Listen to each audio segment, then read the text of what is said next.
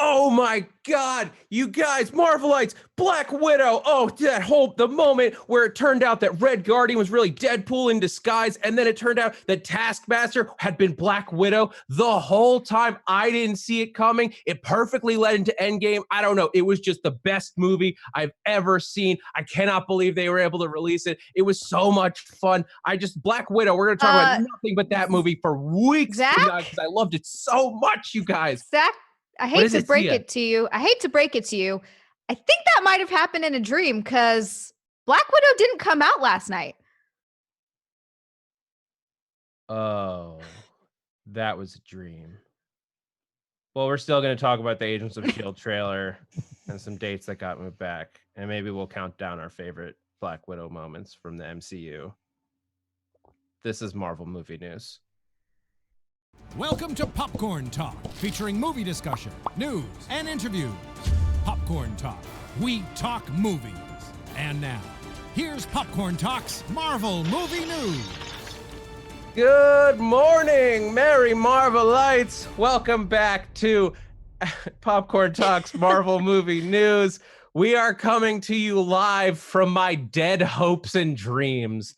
No, I disagree. We are coming to you live from the Zephyr because there's Agents of S.H.I.E.L.D. to talk about today. There's other fun stuff to talk about today. There's not fun stuff to talk about today as well. But hey, I'm excited. I'm Zach Wilson. We've got Christian Bladt here. What's up, party people? In a wood-paneled room from the 70s. We've got Xia Anderson over there, I think, at Hogwarts. What's happening, Xia? I'm coming at you from Hogwarts.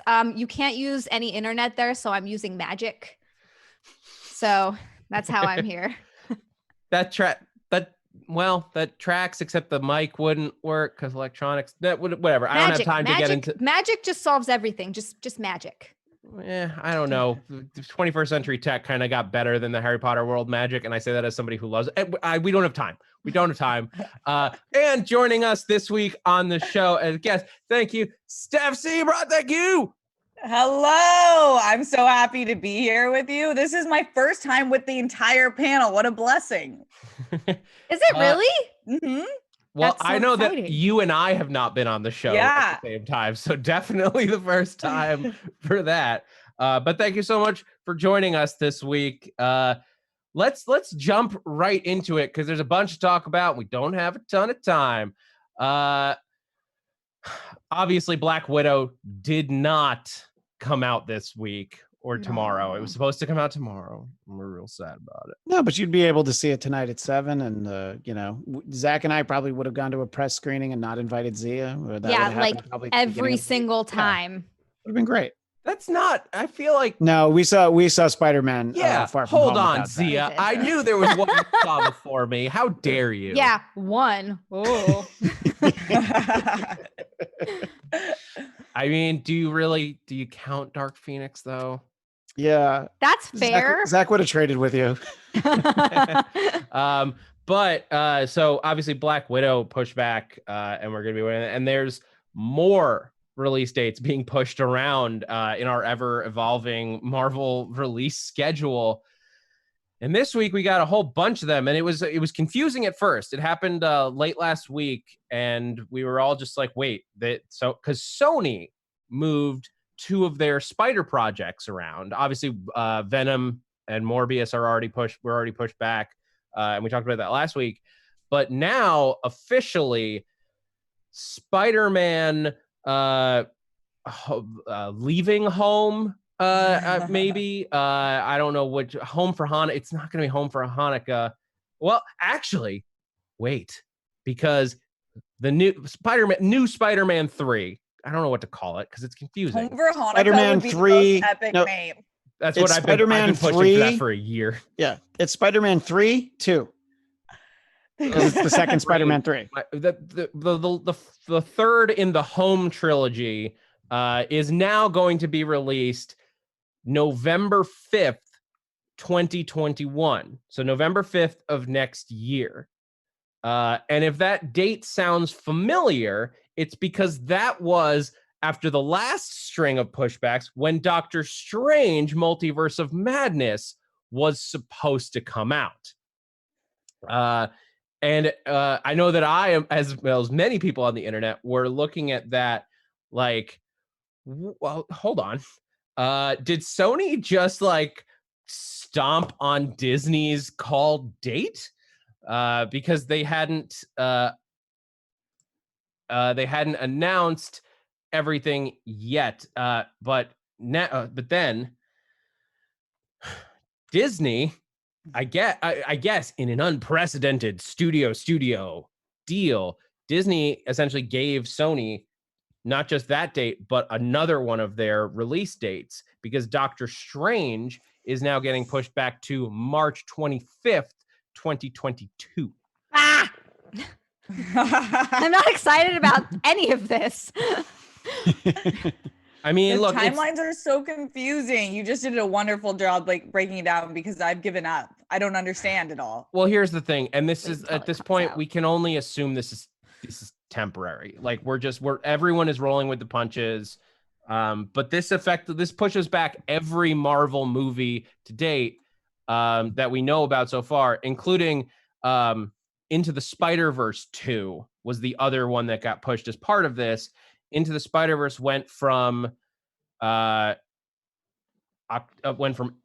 2022 to October 7th, 2022, which was an MCU release date that we had all been assuming was going to be Blade. Now that is going to be Spider-Man Into the Spider-Verse 2's release date.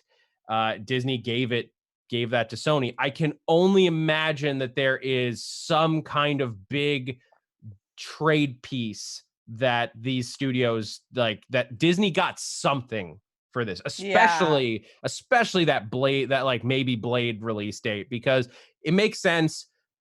They're getting a piece of the Home 3 movie. Like, because of that deal, Disney does get a big chunk of the profits from that. So they're still motivated to make that movie work. Mm-hmm. But they don't get any of Spider-Man Into the Spider-Verse 2, other than maybe like toys and stuff, because they still own that. But they gave up a prime release date. What do you guys think? I've talked enough. I need a break. Well, I think that Christian. Yeah, it's all right. I think that look, all these things, all these moving parts have to happen. I also think that Xia is probably the one person that is thinking like, stupid Spider-Verse 2. I wanted Blade that day. I did want Blade that day a lot. As much as I love Spider-Verse. Like, I loved Spider-Verse. I thought it was great. I've seen it like 3 times. But that being said, I'm way more excited for Blade. I'm so excited for Blade. So I don't know. I'm bummed. I'm bummed that everything's pushed back. I understand that it has to be. I just feel like it's going to get pushed back more and more. And they're going to have to start creating new slots for the slots that can't be pushed back anymore, like the end movies. And I don't know. I'm just not excited about it. Yeah, Into the Spider-Verse is my favorite Spider-Man property ever. I just think it's the best. So I'm so excited about that. I'm really excited about Blade, but I feel like I get that they're pushing it back, but they would draw in different viewers. The same viewers will watch both, but I do think there's a different demographic for both of those. So it's not like they have to worry so much about competing. I know that they're going to, but I feel like they're kind of overthinking that. They don't need to be a year apart from each other or something crazy. Yeah, I'm sorry. I was like, you're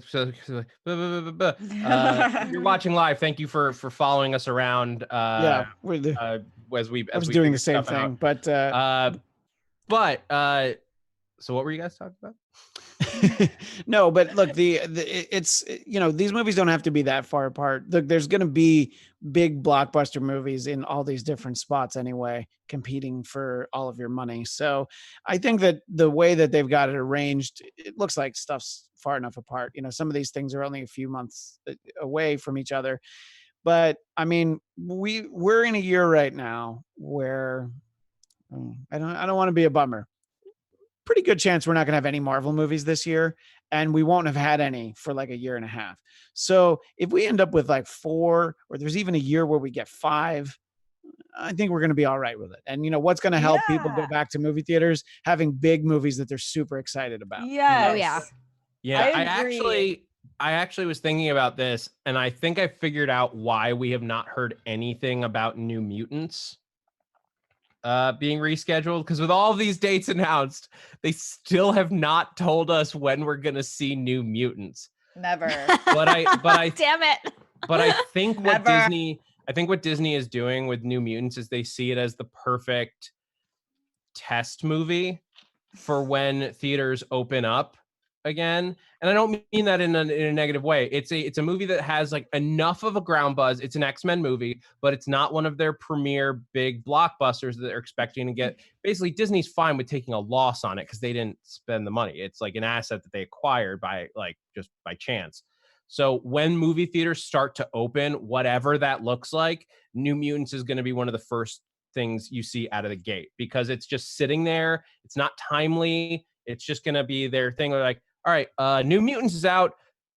Go see it. And they're going to see how many people are willing to go back to the theaters for a big release like that. That does have enough of a cachet to get people out, but they're not going to put something like Black Widow at risk of being in that first wave. It's going to soft push people back into theaters, see how comfortable they are, and see what you're going to deal with as a movie studio. I mean, yeah, Zach, you were kind enough to not put it in a negative connotation, but I will. This is the canary in a coal mine. They're going to send that thing out there how it does. And, when it's got a box office gross of, I don't know, the same as Trolls World Tour, then they're going to be like, all right, I guess it was too soon. Let's go ahead and push Black Widow back to February and move everything one more time.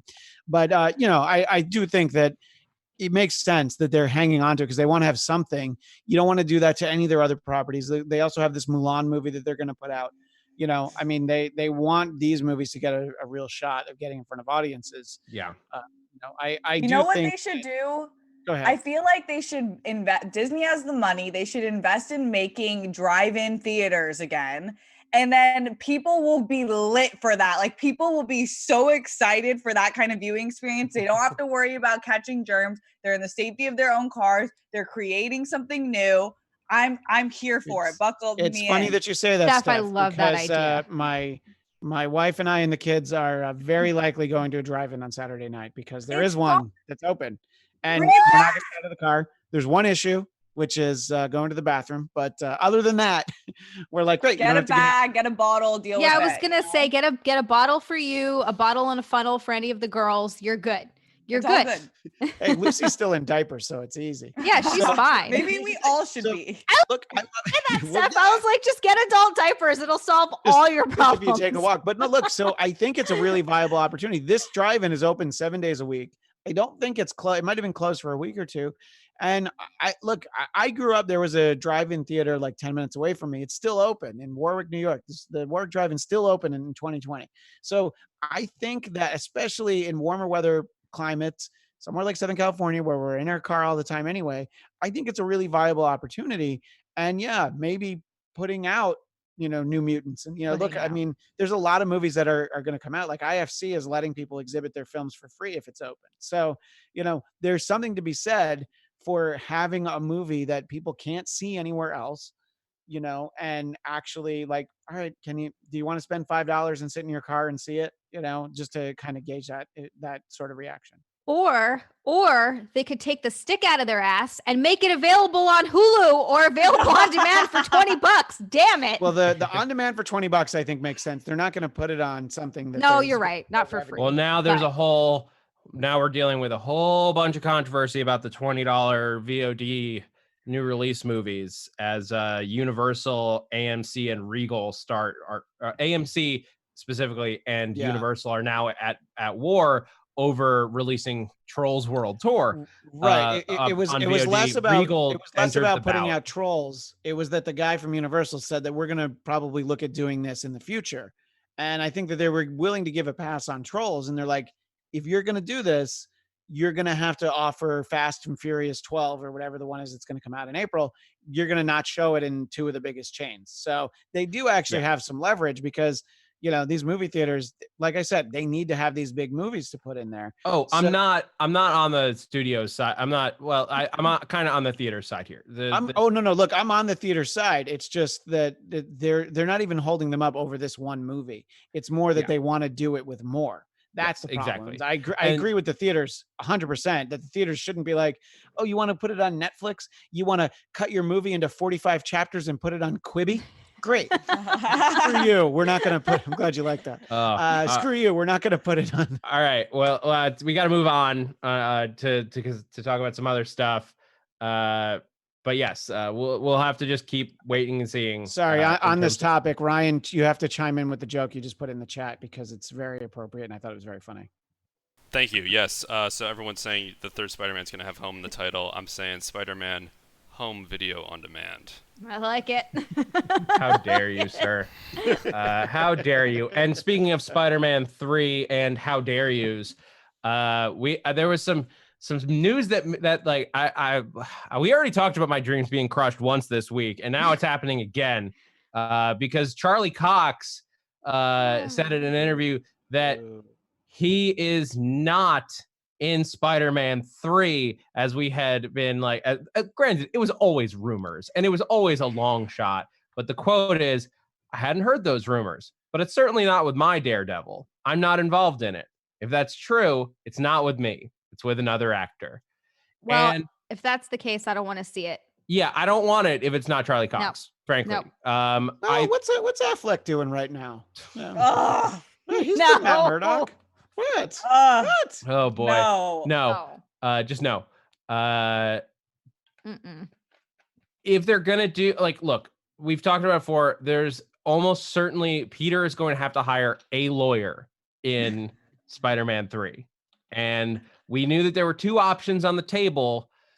The Matt Murdock seemed like a really good choice in terms of comic book history because Spidey and Daredevil have a long history together, and it makes sense. And it also just like his character fits, the street level hero so fits with what they're doing with Peter Parker.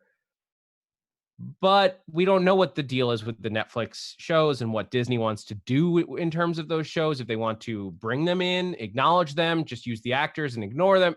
There's so many different things. What I think we're now looking at as the more likely scenario, based on this rumor, is Jennifer Walters is going to be Peter Parker's lawyer. Maybe green, maybe not, but she's going to be his lawyer in Spider-Man 3. What do you guys think? Look, I love introducing the character. I love a post-credit scene where she, needs the blood transfusion from her cousin Bruce, and we don't even see her turn green. I'd love it if they set it up. Can I just put Foggy Nelson into the mix, please? Because, has anybody asked him if he's available? And by the way, you want to talk about good casting?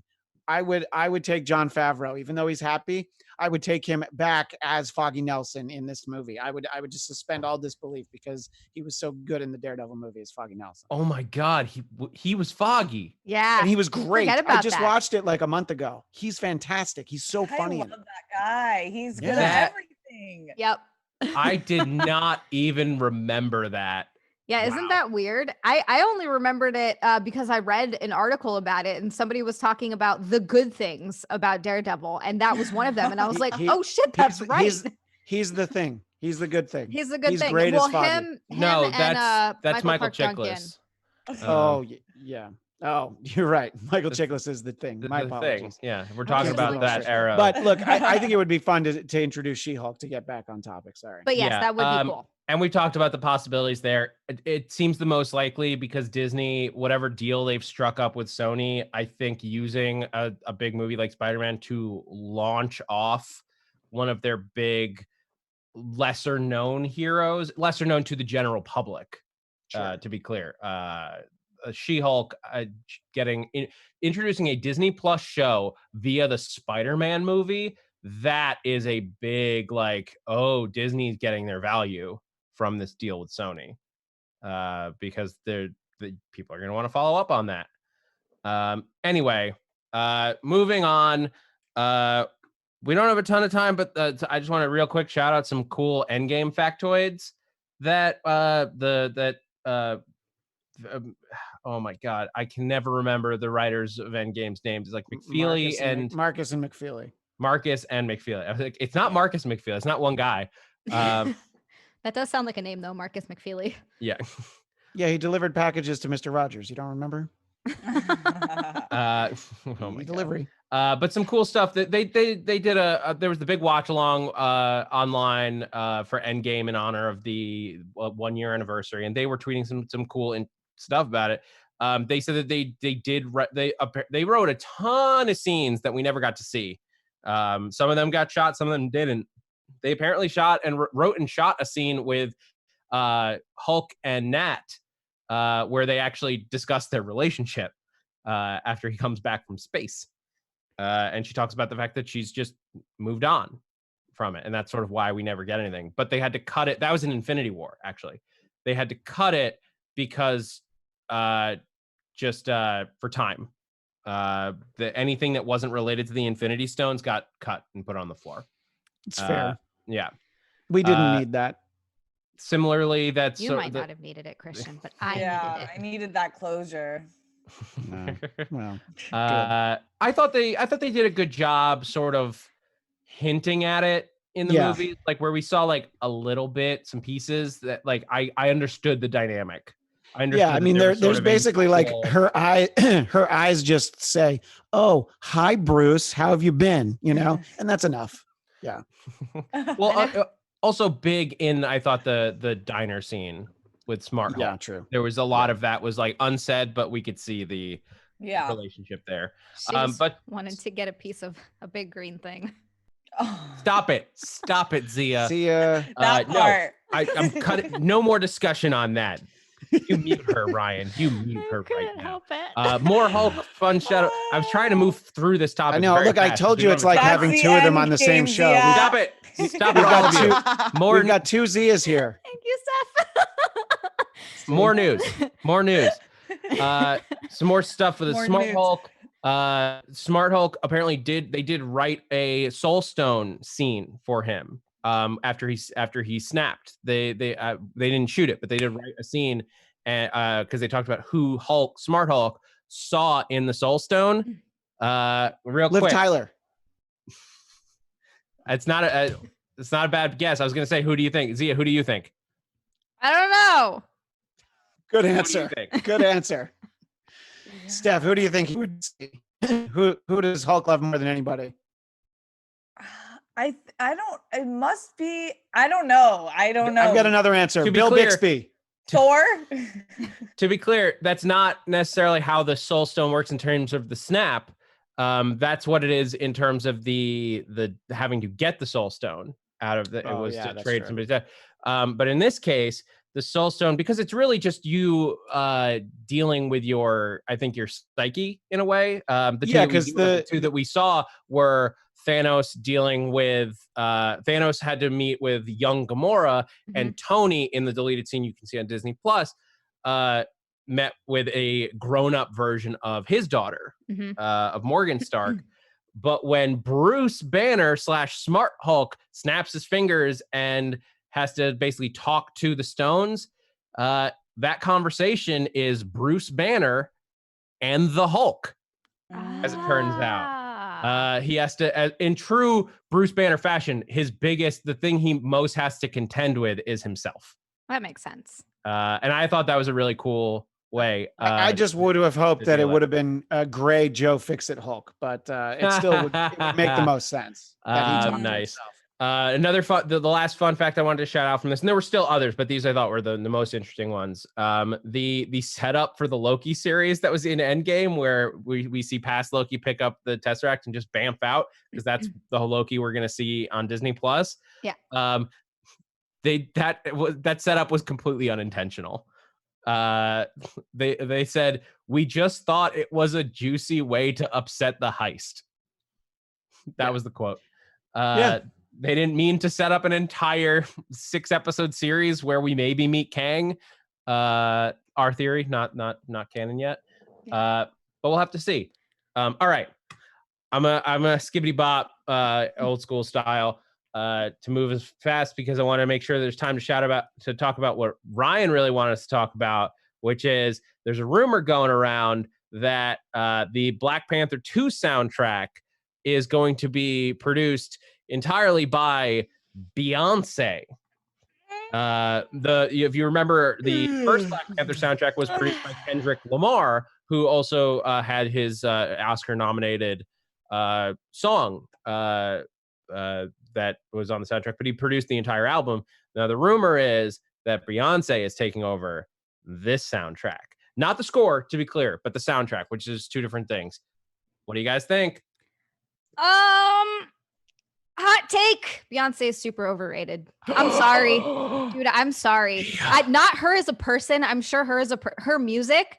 I don't like. I understand Destiny's Child. I don't understand Beyonce on her own. Look, we get it. You're not a single lady anymore, and all of a sudden Beyonce doesn't matter to you. Even when I was a single lady, that song made me so irrationally angry. I was like, this is the worst thing I've ever heard. And I will never forgive her for making the surfboard song. Also, I just don't think that it's not a song.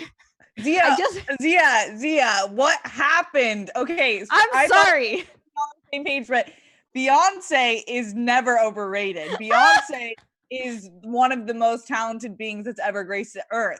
However, when you come off Kendrick, who is a producer in his own right, he produces all of his music. That's what he does on top of being a rapper and all of the other great things Kendrick does. It's weird for her to be like, I'm just going to produce this. Like, I just feel like that's her just being like, I can really do everything, so watch me do it. And it seems like I don't love that. I mean, I'm sure she's going to be doing the lead song for the movie. I'm into that.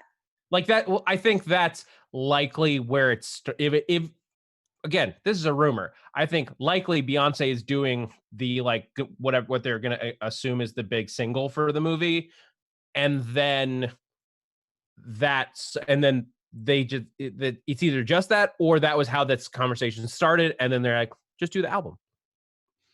Yeah. All I know is I think she's going to tell T'Challa to put everything he owns in a kingdom to the left. And that's going to be the plot of the movie. It's not my kind of music. I'm not excited about it, but I think it could be huge for the movie. Obviously, there's going to be a lot of excitement about that movie. And if it has a huge song in it, a song that gets nominated for an Oscar, let's assume, I think that'll only help the movie. But yeah, I mean, I wasn't excited by that news at all. I was just like, why don't we have more Marvel movies with AC/DC in them? There's only like 4 out of the 5 have had AC/DC in them. Let's get more AC/DC into the Marvel movies. But this I think it'll fit the movie. I think she'll probably come up with a song that Steph is gonna love, but Xia and I will bring knitting needles to the movie theater and just jam it into our ears so we don't hear it. Yeah, that's pretty much There is some talk in the chat, and this may just stem from. This may stem from the fact that, look, I'm not a music person, so I don't know where the lines of like what is a music producer are. That's just I don't know. Some people in the chat are saying Kendrick Lamar is not a producer, and I think in the case of the Black Panther soundtrack, at least, he may have been a curator in that case, which to me is a producer. To me that's the same thing. Like if you're putting together the music for the album, even if you're not creating all the songs, you're producing the album. I don't know if I gave him the wrong title. Don't hold me to it. I'm not a music guy. Let me jump in with this comment from the chat. This great comment from the chat. As long as Feige and MCU don't cast her as Storm, I'm good. That's a good comment. They'll need a young Storm. But yeah, I'm not a music guy. You know what? I am a guy though of talking about. Sure. Tongue-tied? Yes. But it's only because I'm excited because Agents of S.H.I.E.L.D. is coming back soon, you guys. Agents of S.H.I.E.L.D. Less than a month, Zach. They dropped a new trailer on us. A new trailer for Agents of S.H.I.E.L.D. and it looked crazy. I guess we're in 1931. We saw the Chromocoms come back. They had a modern era sound case that they like brought their fancy future weapon in. I'm like, it doesn't belong in the 30s or the future. But either way, they pulled out a weapon that wiped off people's faces, and then we got some cool shots of everybody. Phil Coulson is holding a Tommy gun. Yeah, he is. Why not? And the big thing that we will try to dissect really quick is the big tag at the end of the episode was in order to save S.H.I.E.L.D. Let me try that again. In order to save S.H.I.E.L.D., we have to save Hydra. Boom, cut to title. What do you guys think? What do you think of the soundtrack? Hail Hydra. Look, I think it's a great idea. I think it's one of those things that makes sense when you deal with time travel. You know, it's like, no, you can't undo Hydra in 1931 because of all these ripples that'll happen. You know, I mean, somebody's going to show up from the time police and explain to them why they have to save Hydra. But look, I'm excited for it. I ever since we've known that they're going back in time, I've been looking forward to it.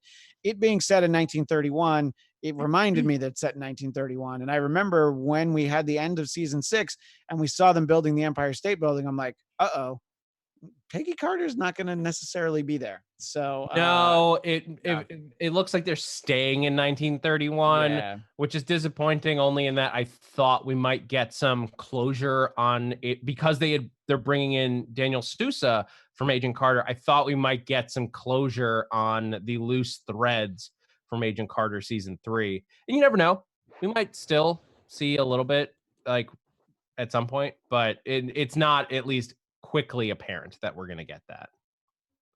Xia, you started Agents of S.H.I.E.L.D. with season 6. Are you still on board for season 7? Are you hashtag Team Zeke? Zeke? I just called him because I thought of Zima. I called him Zeke. Zeke. That's that happened when I was interviewing them, actually. It's Team Queek, guys. Yeah, you're right. And I am fully Team Queek. I am too. That being said, Agents of S.H.I.E.L.D., I enjoyed season 6. I'm going to make some people angry in the chat, I know. Again. I enjoyed season 6. It was cool. Agents of S.H.I.E.L.D. is one of those shows, though, that even though like I watched it and I was like, I don't hate this. This is cool. Like I can kind of get into the storyline. It's not a show that makes me excited to watch it. And while that trailer did look cool and looked like there was some cool stuff, and I probably will check it out, I'm not like, oh man, I'm so excited about this. I'm just kind of like, meh. It's kind of like meh about Agents of S.H.I.E.L.D. Well, we're going to have to say goodbye to Xia. It was nice having you on the show the last year or so. We're going to really miss you, but thanks for sharing your thoughts. You're welcome.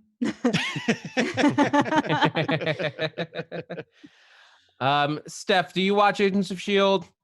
No, I've heard great things about it, but it was one of those things that it got ahead of itself and I couldn't keep up, and now I'm too behind and it's too much for me, but maybe one day. There's only 120 episodes and you have like a month to watch it. And they're all 45 minutes long. So that's that's like Game of Thrones. I can't, like, if I didn't start it then, I couldn't do it now.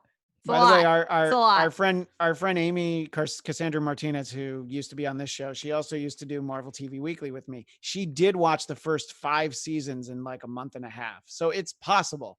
You could do it, but I know you just don't want to.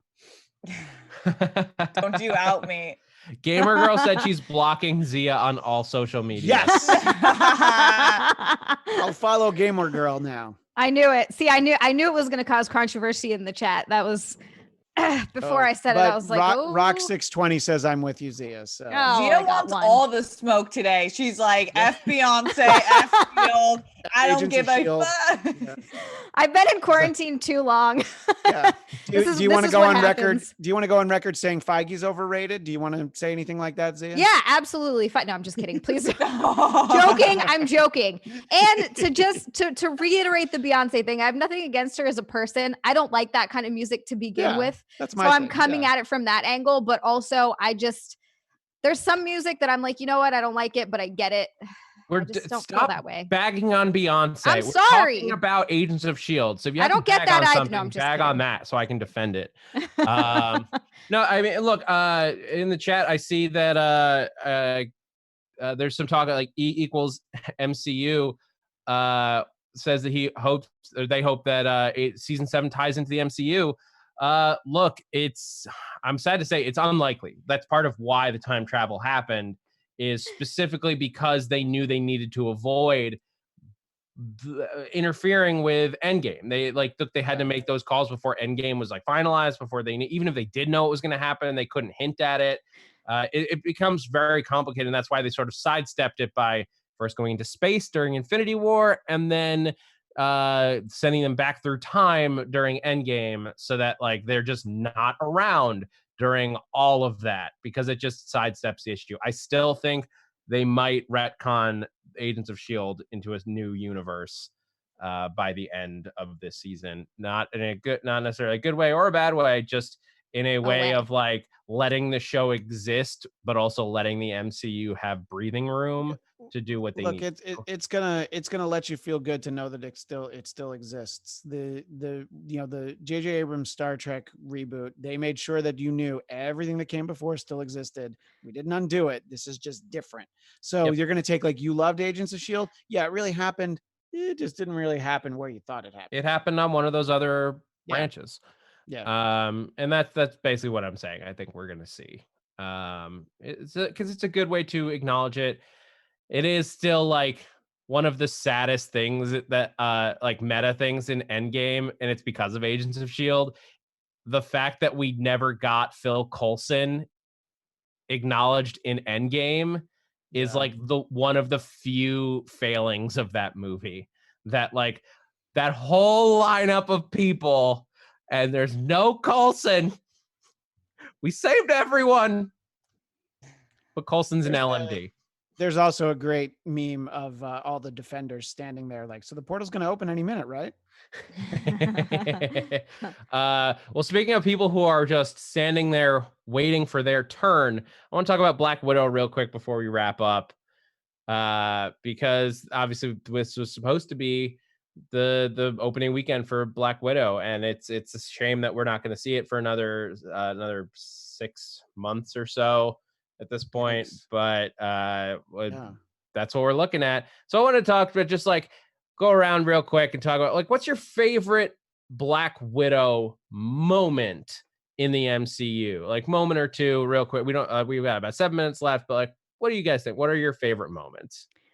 Well, I just rewatched the first Avengers 2012 the other night, and that's the scene that they have the Black Widow chair fight scene. Oh yes. That scene is the whole scene, just even I'm like laughing hysterically. It's been a little while since I've seen it, but I was like laughing hysterically when she's they think they're interrogating her, and she's like, well, I'm interrogating someone. These idiots are giving me everything, and they look all confused, and then she just whoops him out. It's amazing. I love that whole scene. So that's probably like my number one, I think.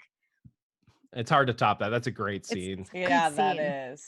Christian, what do you think? In that same movie, though, I love. Sorry, Christian, if you want to go.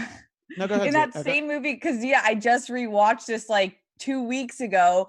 I love when she has that conversation with Loki, and he thinks he's like playing her, and she gets all emotional, because that's using like vagina power to the max. Like, you think you got us because you tried to play with our sensitivity, but we got you, and now we're gonna go save the day. That was like, yes, girl. Yep, that is. Oh my God, you're so right. I had that thought too at that scene. I was like, oh my God, hello. Very nice. No, that's fantastic too. I was thinking back actually to like the first like real fight scene we see her in Iron Man 2, and I am not a fan of Iron Man 2, but she's so great in that. And like you see her, and this is like, yes, this is what Black Widow needs to look like on our screen, and she did it perfectly. And then just the quick runner up, the moment when she and Steve are undercover in Winter Soldier, and she kisses him, just the look on his face, he's like, well, hey, what's going on here? So I don't know. I thought that you get to see so many of them, but those two just stood out for me. Yeah, I mean, there's a ton of great Black Widow moments. I think the what's really strong about Scarlett Johansson's performance is that like what's underrated about her is like her ability to, as a supporting actress, and I don't mean that in a negative way, but her ability to elevate any scene that she's brought into is super overlooked. Like basically, if you go into any of these characters by themselves, seem like have like they're okay, they have their good moments, but a lot of their best like personal moments are with Natasha alongside. Like you look at Hawkeye and like the Age of Ultron stuff is like all enhanced because she's there. Cap in Winter Soldier is super enhanced because she's there. She brings their scenes like to a new place of life. Civil War, I think like her just having to like the little bits of like her coming to terms with like having to change her attitude towards big government and like regulations is just like a really fascinating watch for that character to see what she has to go through. Like reading the terrain is I think that's a line great that point. sticks out. Another one of my favorite scenes of hers actually in Endgame when she dies, because that entire scene, and she elevates Hawkeye there too. That's where you get the most, because she's always kind of guarded with her emotions, and that's where you get the most real her, I think. And it's like just a different side of her that it was heartbreaking, but I love. Yeah, and that scene as a goodbye for her is I'll say controversial a little bit, because some people think it was sort of an unfair farewell to the character. I liked it. I think her sacrificing herself for others is a great like just play in terms of bookending the Red in the Ledger that we started with when we really met her in the first Avengers, and like we met her in Iron Man 2, but like we met her in Avengers. Yeah, sure. Yeah.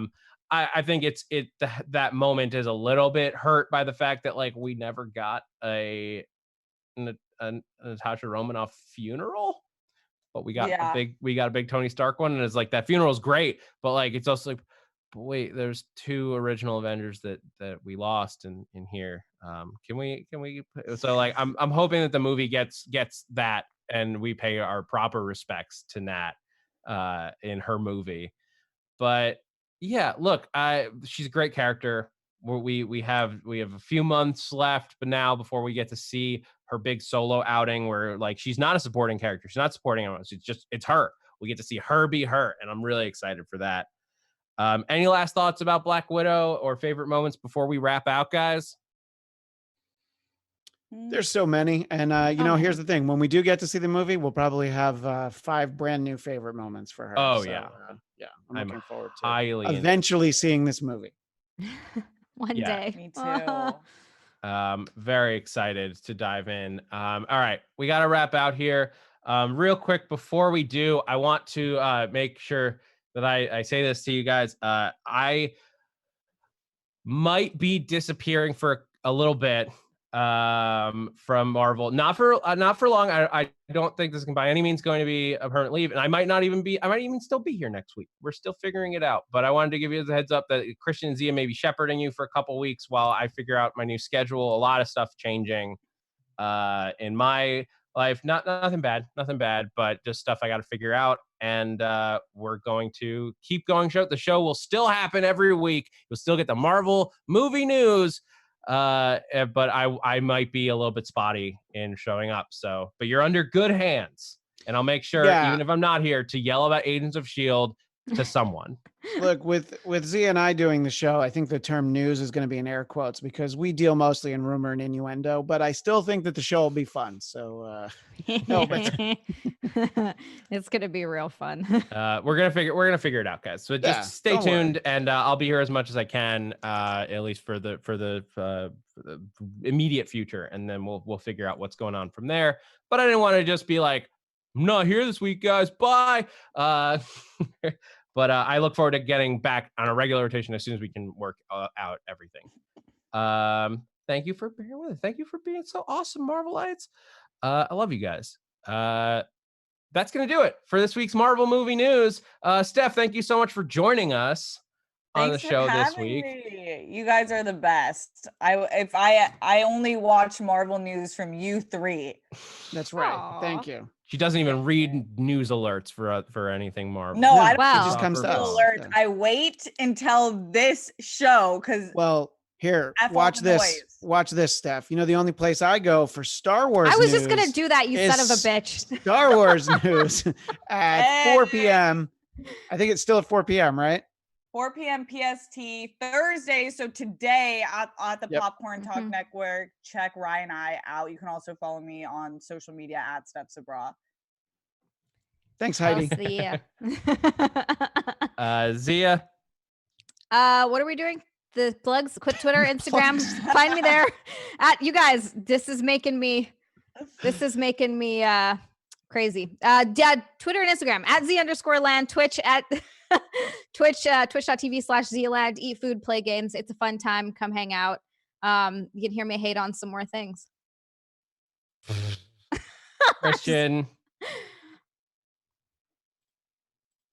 froze. So I'm gonna plug myself because I'm Zach Wilson at that Zach Wilson. You can find me doing plenty of other stuff online there and just posting nonsense. And I will, again, I'm not going away immediately or entirely. It's just I got to figure out my schedule with some stuff. And so we'll figure it out. At Christian DMZ. Yeah, Twitter, at Christian Instagram. DMZ is there. You can follow the Blattcast as well, which is in some kind of several hundreds of episodes.